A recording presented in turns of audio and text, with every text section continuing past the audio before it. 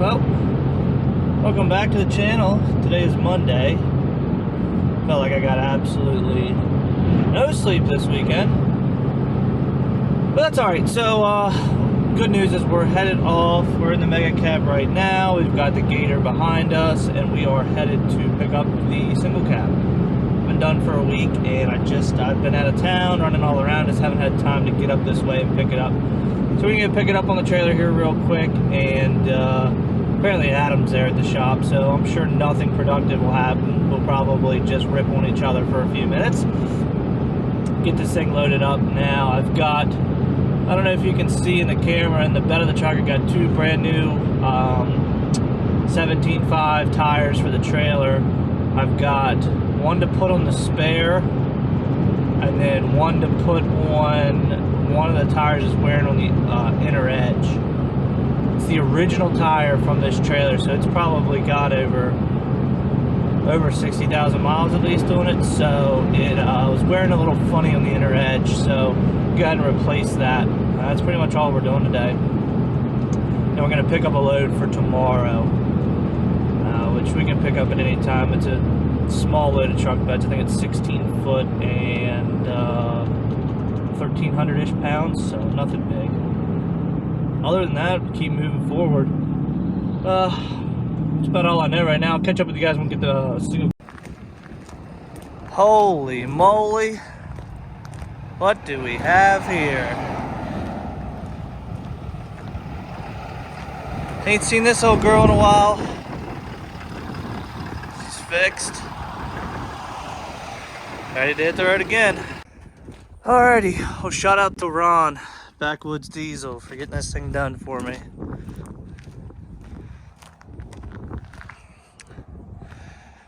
I want to show you something about quality work. The truck came in for oil leaks. Alright. This thing is spotless under here. Company that actually took the time to clean it, make sure it was done right, and return it absolutely spotless is a good company in my book. That's for sure. So thanks, Ron. Sure, maybe Adam will show you this.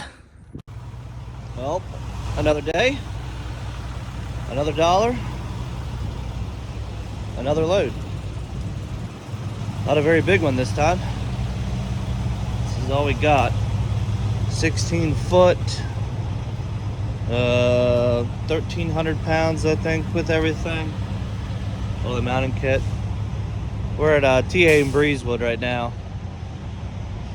Robert was just talking about this place. I don't know if that was the first time he's been here, but this Gateway Plaza is massive. Showers, Dunkin', all that.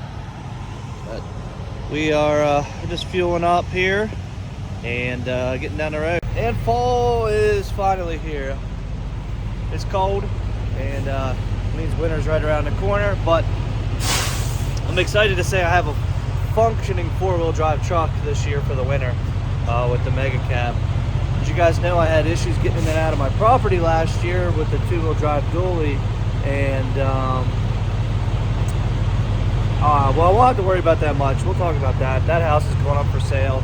Sad to lose that garage, but I got bigger, better plans. I'm either gonna buy property and build a big shop, or I'm just going to get a commercial place, separate home and business. And because when we expand and have trucks coming in and out, like especially if someone comes in at midnight and needs to work on something or switch a tire, I don't want people coming in and out of my house waking everybody up. So that's a different story down the road, but let's get this tank topped off and grab a coffee and we're gonna hit the road. Turn left on State Route 66 South. Well, it's that time of the year again. Leaves are changing. Oh, there's our place. We made it to delivery. About 4 hours, 3.5 hour drive, and stop to get fuel and coffee. About 4 hours to get up here and get these two unloaded. Shouldn't take them but about a couple minutes. All deliveries use next entrance. You've arrived at your destination. This place is a little bigger than I thought, I guess. Most of these go to like a an upfitter or an outdoor supply. All deliveries use this entrance. All right. This is just a dump insert with a salt spreader attachment for it and a leaf box. So I'm sure they're probably waiting on this to get their customer in. So, sure our trailer probably bottom out here. Oh, thought our jacks were gonna hit. The jacks are messed up on this thing, but pull over here and see if we can't find somebody with a forklift to get us unloaded. All right, here's our back haul. Didn't really need one, but it's hard to refuse extra $300 for a trip that was already paid for, round trip, and going right back to my house. So not Impreza. We're parked way over there somewhere. Parked in the, well, I missed this lot, and then I decided that I needed lunch, so I was gonna order from that little, just got a little pizza shop down there, and just load this up, and then hopefully my food's done by the time I get it strapped down. It's a nice time of the year up here with all these leaves changing. This is a mountain by my house. This is pretty treacherous, and now that I got a low fuel light on, pretty treacherous, and runaway truck ramps every half mile coming down this or so. Always a truck accident, but I figure I'd turn the camera on because it is gorgeous out here. There's a runaway truck ramp straight ahead there. Honestly, I don't know if I've ever seen a truck put it in there, but what happens is,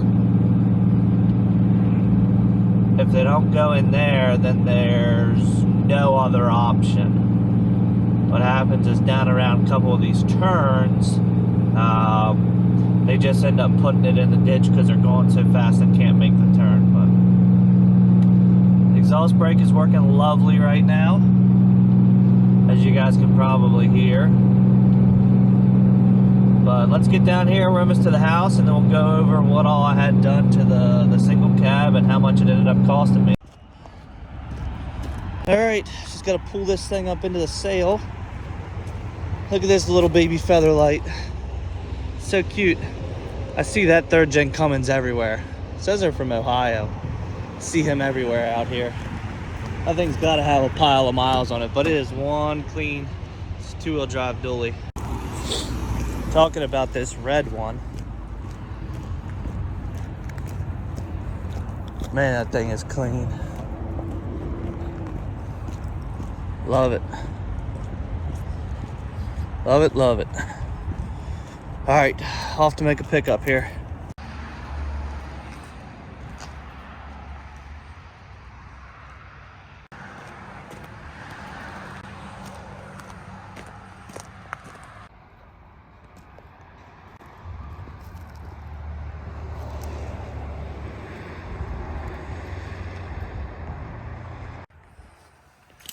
Well, nothing like having a Lanyard in the trailer.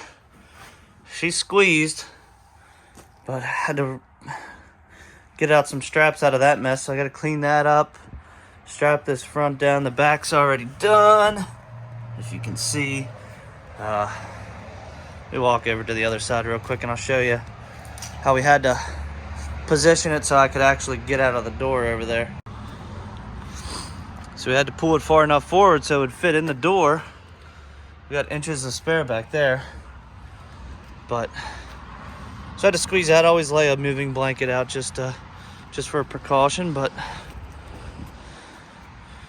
there she is, ready for Indiana. All right, so finishing up today's video. So let's just talk about what all was done to my single cab. For you people that don't know, it's 2018 RAM 3500. Came as cabin chassis, pretty much still as a cabin chassis. It's got obviously a 6.7 liter Cummins and the Eason transmission. So I I started noticing a few oil spots where I parked, and I never really parked in the same spot until this time. So it could have been leaking for a while. And I also did start to smell, when I added windshield washer fluid one time, I started to smell some burning oil. Got underneath of it and could see that it was dripping from the bell housing onto the downpipe, which is my burning smell. So sprayed it off and kind of kept an eye on it, and it looked like it was collecting around the bell housing, so I figured it was rear main seal. Sorry if I sound congested. I have a head cold and I am barely holding on right now, but I'm almost done for the day. Anyways, so I started noticing it around the bell housing, so I figured it was a rear main seal.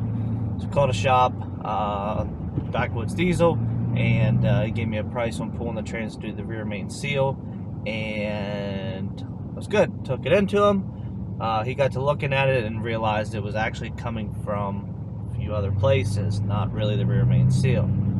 Well, went ahead and had him do the rear main seal, and he also did the upper and lower valve cover gasket, which the upper valve cover gasket, if you guys know, is like the injector harness as well.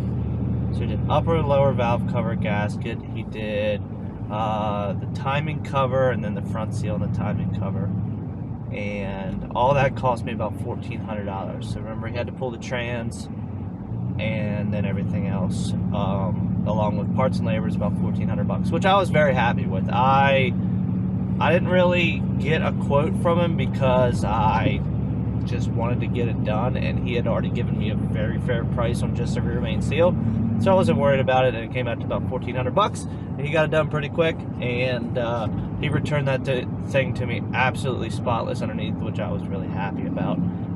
Just people taking pride in their work. So that's back on the road. I want to do just a couple small around town trips with it, because not that I don't trust his work, it's just my luck. It's always something that can happen. It could be something completely unrelated, but I just want to be close to home. So that being said, that truck is done, back on the road, and I may be putting somebody in that.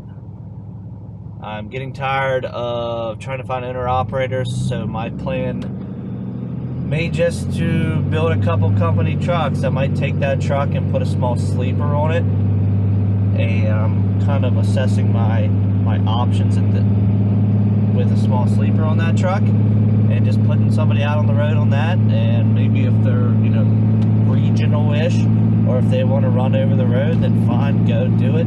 That truck will be good for a while, and depending on their credentials, if they have a Class A or not, will determine what trailer gets hooked behind that. I'm running this truck mega cab right now because everything I run is very light. Aluminum truck beds and single car enclosed, so that's pretty much taking up all my time. I also want to build myself,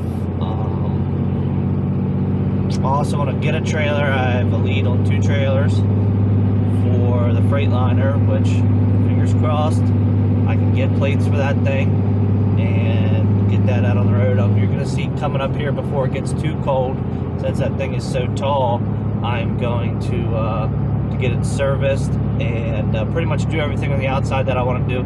I do have some Alcoas for it, 4 new aluminum Alcoas to put on it. Kind of want to get all that stuff done before it gets too cold.